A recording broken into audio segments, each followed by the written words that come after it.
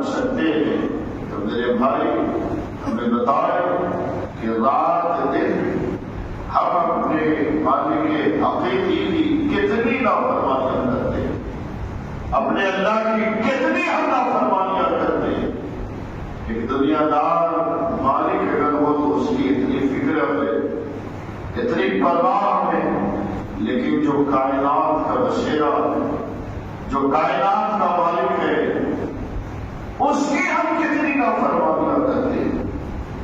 اس کے اس کارخانے قدرت میں جو ہم سانس لے رہے، جو ہم کام کر رہے ہیں، نہ جانے ہمارے قدم اٹھتے ہیں، گناہ کی طرف ہی اٹھتے ہیں، اس کے بارے میں ہم نے کیوں نہیں آزمایا؟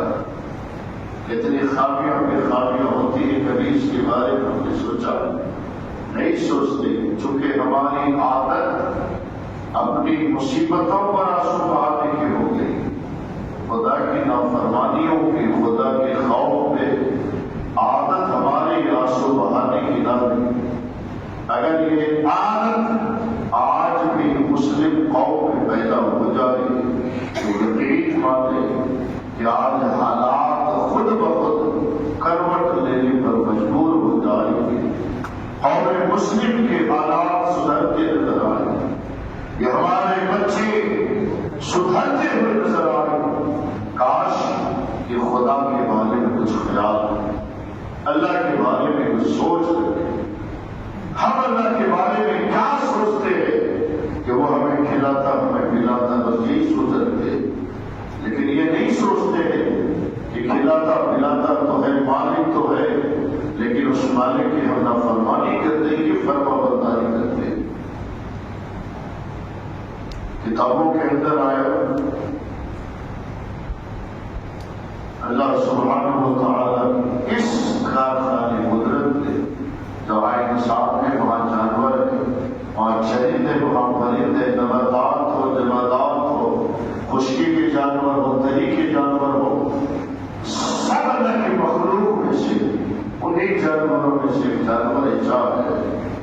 ہر جانوروں کی خوراک کو اللہ نے الگ الگ پیدا کیا، انسانوں کی خوراک الگ ہے، جانوروں کی خوراک الگ ہے، لیکن انہیں جانوروں میں سے ایسا جانور ہے جس جانور کی خوراک اللہ نے سانپ کو بنایا، سانپ کو بنایا۔ اللہ، وہ جانور پھرتے پھرتے سانپ ہی کا شکار کرتا ہے، اور سانپ جب سوراخ میں مل جائے تو اسے اپنا نوالہ بنا کر کے اپنا پیٹ بھرتا ہے۔ لیکن ذرا دیکھیے کہ اس قدرت کی کاریگری میں کتنا بڑا راز چھپا ہوا ہے کہ وہ سانپ اگر انسان کو ڈس لے تو اس کے زہر سے انسان بچ نہ سکے، کسی اگر جانور ہی کو وہ ڈس لے تو وہ جانور بچ نہ سکے، لیکن چاہے جیسا زہریلا سانپ ہو، وہ جانور اس سانپ کو اپنا لقمہ بناتا ہے، اپنی غذا بناتا ہے، اور جب غذا بن جاتی ہے پھر اس کے بعد وہی جانور سوراخ کے پاس بیٹھ کر کے رونا شروع کر دیتا ہے، کھا کر لیتا ہے، پیٹ بھر کر لیتا ہے، لیکن پھر وہ آنسو بہانا شروع کرتا ہے۔ یہاں پر ہمارے علماء نے، ہمارے صوفیاء نے اس بات کی تہ تک جانے کی کوشش کی کہ انسان کا جب پیٹ بھر جاتا ہے تو انسان روتا نہیں ہے، بلکہ وہ آسودہ حال ہو کر کے وہ آرام کی نیند لیتا ہے۔ کوئی بھی جانور ہو اگر اس کا پیٹ بھر جائے تو آرام سے بیٹھ جاتا ہے، لیکن وہ کیسا جانور ہے کہ جس کا پیٹ تو بھر جاتا ہے لیکن وہ بجائے سونے کی، بجائے بیٹھنے کی، وہ جہاں سے سانپ کو نکال کر کے کھایا وہیں پر رونا شروع کیوں کرتا ہے؟ اس بات کی تہ تک جا کر کے صوفیاء نے ہمیں یہ پیغام دیا ہے کہ رونے کی اصل وجہ یہ ہے کہ سانپ زہریلا ہوا کرتا ہے، سانپ زہریلا ہوا کرتا ہے۔ جب جانور کے پیٹ کے اندر وہ غذا اس جانور کے جسم کے اندر تکلیف پیدا ہوتی ہے، اور جب وہ تکلیف ہوتی ہے تب وہ جانور اس سوراخ کے پاس بیٹھ کر آنسو بہاتا ہے۔ فرمایا گیا کہ جو آنسو اس کے آنکھ سے بہتے ہیں، اس آنسو کے ذریعے اللہ نے اس سانپ کے زہر کو نکلنے میں کا حکم عطا فرما دیا۔ بتائے ذرا غور کریں، سوچیں کہ جب وہ سانپ کا زہر ایک جانور کے آنسو کے ذریعے وہ بہ جاتا ہے، تو پھر اگر ہم مسلمان ہو کر، ہم انسان ہو کر، خدا کے بندے ہو کر، اگر ہم صرف اسی کا خوف دل میں بسا کر کے اگر ہم آنسو بہاتے رہے تو یقین والے کہ جس طرح سانپ کا زہر آنسو کے ذریعے بہ جاتا ہے، اسی طرح ہمارے گناہ بھی آنسو کے ذریعے بہتے ہوئے نظر آئیں، صاف ہوتے ہوئے نظر آئیں۔ ہم نے رونے کی عادت تو بنائی ہے، لیکن جب ہمارے اوپر مجبوری آتی ہے تب ہوتی ہے۔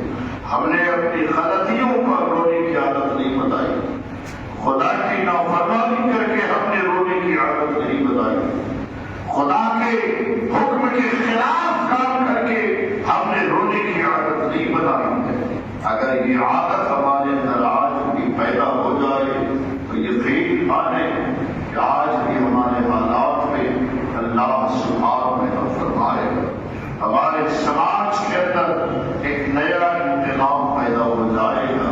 شرط ہے کہ انسان کا خوف نکالو، خدا کا خوف دل میں بساؤ، اللہ کا ڈر اپنے دلوں میں پیدا کرو، اسی میں ہماری اچھائی، ہماری بھلائی، ہماری کامیابی ہے۔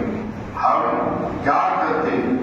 ہمارا حال تو یہ ہے کہ ڈر کا اور خوف کا اور خشیت کا اللہ کے رسول صلی اللہ علیہ وسلم ارشاد فرماتے ہیں کہ جب اللہ تعالی کسی بندے کو اپنا مقام یعنی قرب عطا فرمانا چاہتا ہے تو اس بندے کے اندر اللہ خوف کا خزانہ عطا فرما دیتا ہے، اللہ اس کو ڈر کا خزانہ پیدا فرما دیتا ہے۔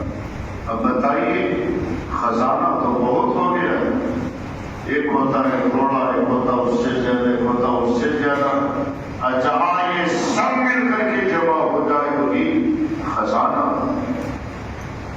خدا تعالی اپنے بندے کو جب اپنی بارگاہ میں مرتبہ دینا چاہتا ہے، مقام دینا چاہتا ہے، تو پہلے اس کے دل میں اپنا خوف پیدا کرتا ہے۔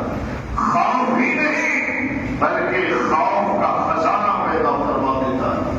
اب وہ بندہ رات دن اللہ کی بارگاہ میں روتا ہے، رات دن روتا رہتا ہے، گڑ گڑاتا رہتا ہے، یہاں تک کہ اللہ کے بندوں میں سے کچھ بندے تو ایسے ہیں کہ جو ہمارے سامنے آئے تو وہ ہنستے رہتے ہیں، کھلکھلاتے رہتے ہیں، لیکن جب ہمارے سامنے سے وہ چلے جائے تو علاوہ رونے کے ان کا کوئی کام نہیں ہوتا ہے، کوئی کام نہیں ہوتا ہے۔ اللہ تعالیٰ کے کسی نیک بندے خواب میں ایک نوجوان، ایک مخلص، ایک خوبصورت نوجوان کو خواب میں دیکھا تو اللہ کے ولی نے اس نوجوان سے پوچھا تو کون ہے؟ تو اس نے کہا میں خوف ہوں۔ کیا کہا اس نے؟ میں خوف ہوں۔ اللہ کے ولی نے اس خوف سے پوچھا جو ایک نوجوان کی شکل میں انسانی شکل میں آیا تھا، اس خوف سے پوچھا کہ یہ بتا تو رہتا کہاں ہے؟